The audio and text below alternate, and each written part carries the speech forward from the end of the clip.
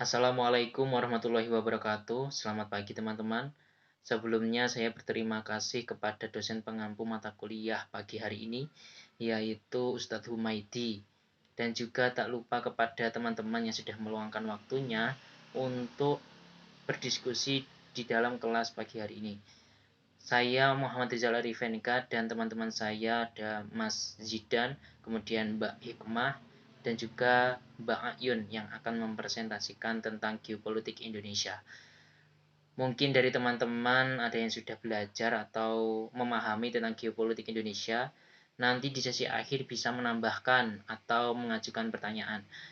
Untuk itu, materi pertama akan dibawakan oleh Mas Zidan. Kepadanya kami silahkan.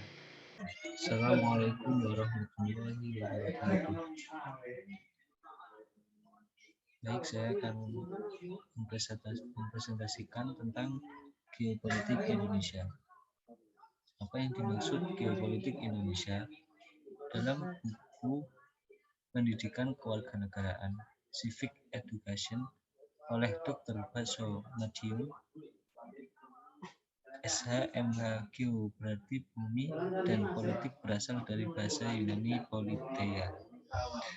Poli berarti kesatuan orang-orang yang berdiri sendiri dan teia berarti urusan. Geopolitik biasa juga disebut dengan wawasan Nusantara. Politeia itu sendiri berasal dari kata polis yang berarti kota atau negara atau kesatuan masyarakat yang berdiri sendiri, dan teia yang berarti kebijakan atau urusan yang bermakna kepentingan umum warga negara suatu bangsa.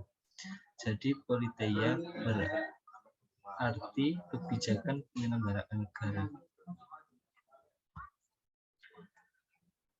Selanjutnya, menurut Kamus Besar Bahasa Indonesia atau KBBI, geopolitik adalah ilmu tentang faktor geografi terhadap ketatanegaraan, atau dengan kata lain KBBI juga mengartikan geopolitik sebagai kebijakan negara atau bangsa sesuai dengan posisi geografisnya. Baiklah, saya akan melanjutkan. Yang selanjutnya pengertian wawasan Nusantara. Secara etimologis, wawasan Nusantara berasal dari kata wawasan dan Nusantara. Wawasan berasal dari kata wawas dalam bahasa Jawa, yang berarti pandangan, tinjauan, dan penglihatan indrawi. Wawasan berarti pula cara pandang dan cara melihat. Kemudian, Nusantara berasal dari kata nusa dan antara. Nusa artinya pulau atau kesatuan kepulauan. Antara artinya menunjukkan letak antara dua unsur. Jadi, Nusantara adalah kesatuan kepulauan yang terletak antara dua benua, yaitu benua Asia dan Australia, dan dua samudra, yaitu Samudra Hindia dan Samudra Pasifik. Selanjutnya, wawasan mengenai beberapa pendapat.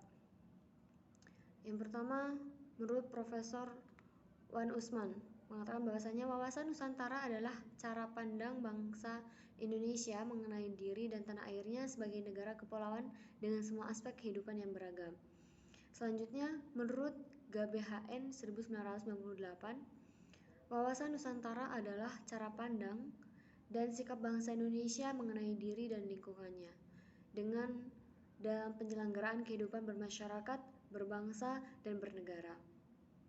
Selanjutnya, hakikat wawasan Nusantara. Kita memandang bangsa Indonesia dengan Nusantara merupakan satu kesatuan. Jadi, hakikat wawasan Nusantara adalah keutuhan dan kesatuan wilayah nasional. Dengan kata lain, hakikat wawasan Nusantara adalah persatuan bangsa dan kesatuan wilayah. Dalam GBHN disebutkan bahwa hakikat wawasan Nusantara diwujudkan dengan menyatakan kepulauan Nusantara sebagai satu kesatuan politik, ekonomi, sosial budaya, dan pertahanan keamanan. Yang selanjutnya yakni kedudukan wawasan Nusantara. Wawasan Nusantara sendiri berkedudukan sebagai visi bangsa. Wawasan nasional merupakan visi bangsa yang bersangkutan dalam menuju masa depan. Visi bangsa Indonesia sesuai dengan konsep wawasan Nusantara adalah menjadi bangsa yang satu dengan wilayah Yang satu, yang utuh. Kedudukan wawasan Nusantara sebagai salah satu konsepsi ketatanegaraan Republik Indonesia. Poin pertama. Yang poin kedua yakni dalam paradigma nasional, kedudukan wawasan Nusantara adalah sebagai berikut. Pancasila sebagai falsafah, ideologi bangsa, dan dasar berkedudukan sebagai landasan IDIL UUD 1945. Landasan konstitusi negara yang berkedudukan sebagai landasan konstitusional. Sebagai visi nasional berkedudukan sebagai landasan visional 13. Ketahanan nasional sebagai konsepsi nasional yang berkedudukan sebagai landasan konsepsional.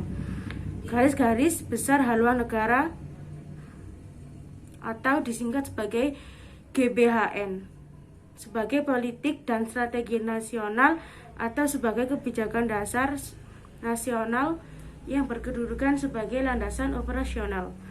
Yang selanjutnya yakni fungsi wawasan Nusantara.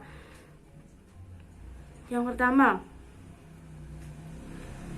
menurut Christie Kansil, yang pertama yaitu mengutarakan pendapatnya dalam bukunya Pendidikan Kewarganegaraan di Perguruan Tinggi, antara lain yang pertama, membentuk dan membina persatuan dan kesatuan bangsa dan negara Indonesia.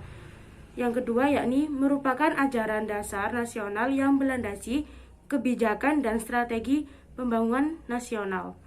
Tujuan wawasan Nusantara. Wawasan Nusantara sendiri bertujuan mewujudkan nasionalisme yang tinggi di segala aspek kehidupan rakyat Indonesia, yang mengutamakan kepentingan nasional daripada kepentingan individu, kelompok, golongan, maupun suku bangsa atau daerah. Hal tersebut bukan berarti menghilangkan kepentingan individu, kelompok, ataupun suku bangsa dan daerah. Kepentingan-kepentingan itu tetap dihormati, diakui, dan dipenuhi selama tidak bertentangan dengan kepentingan nasional atau kepentingan masyarakat. Di sini fungsi wawasan Nusantara itu sebagai pedoman, motivasi, dorongan, serta rambu-rambu dalam menentukan segala kebijaksanaan, keputusan, tindakan, dan perbuatan bagi penyelenggara negara di tingkat pusat dan daerah maupun seluruh rakyat Indonesia. Itu tadi pengertian dari kedudukan wawasan Nusantara, fungsi wawasan Nusantara, dan tujuan wawasan Nusantara. Alhamdulillah materi telah disampaikan. Apabila dari teman-teman masih ada yang bingung, bisa ditanyakan di grup WA. Sekian dari kelompok kami. Apabila ada salah mohon dimaafkan. Akhir kalam, assalamualaikum warahmatullahi wabarakatuh.